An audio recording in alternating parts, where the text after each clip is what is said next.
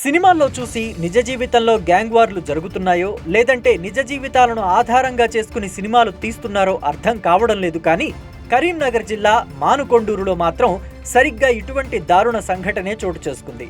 సినిమాను తలపించిన Pachchanuru gang war దారుణమైన మర్డర్కి దారితీసింది.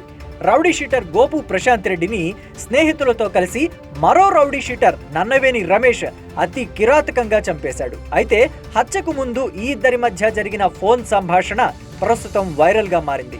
పట్టరాని కోపంతో ఉన్న రమేష్ ఛాలెంజ్ చేసి మరీ ప్రశాంత్ రెడ్డిని మట్టు పెట్టాడు. నన్నవేని రమేష్ కి సన్నిహితుడైన ఓ వ్యక్తికి సంబంధించిన భూ వివాదంలో గోపు ప్రశాంత్ రెడ్డి తలదూర్చడమే ఈ వివాదానికి కారణమైనట్టు ఆ ఆడియో ద్వారా తెలుస్తోంది. గడిచిన 15 రోజులుగా ఇద్దరి మధ్య గొడవలు జరుగుతున్నాయి. ప్రశాంత్ రెడ్డిని చంపేస్తానని రమేష్ బెదిరించడంతో రమేష్ కంటపడకుండా ఓ రహస్య స్థావరంలో తలదాచుకున్నాడు ప్రశాంత్ రెడ్డి.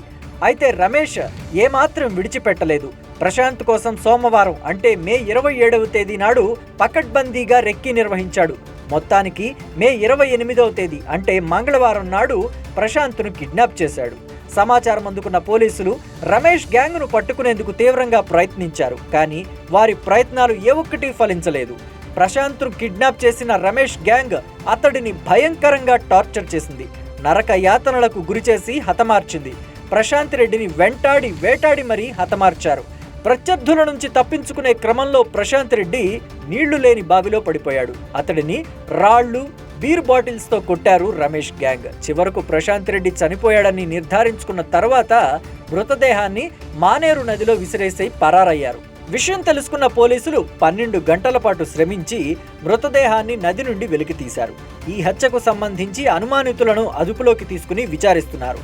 అసలైన నిందితుల కోసం పోలీసులు బృందాలుగా విడిపోయి గాలిస్తున్నారు.